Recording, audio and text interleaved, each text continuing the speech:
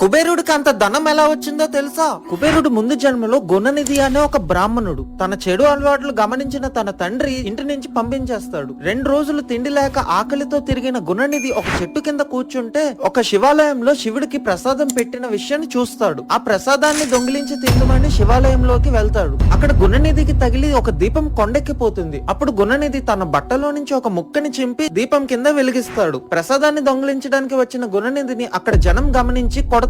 దాంతో గుణనిధి చనిపోతాడు. తన పాపాల వల్ల యమలోకానికి తీసుకువెళ్ళడానికి యమదూతలు వస్తే 2 రోజులు ఉపవాసం ఉండి దీపం పెట్టినందుకు గుణనిధిని శివుడు కాపాడి దమనుడు అనే ఒక రాజకుమారుడు కింద మళ్ళీ జన్మించేలా చేస్తారు. దమనుడు ఎంతో కఠోరంగా శివుడికి తపస్సు చేయగా శివుడు వచ్చి కుబేరా అని కొత్త నామకరణం చేసి ఆ సిరి సంపదను మొత్తం కుబేరుడికి ఇస్తాడు. తెలుసో తెలియకో శివరాత్రి రోజు దీపం పెట్టడం వల్ల వ్యసనాలతో ఉన్న గుణనిధి కుబేరుడిలాగా మారుతాడు. చెప్పండి హర హర మహాదేవ.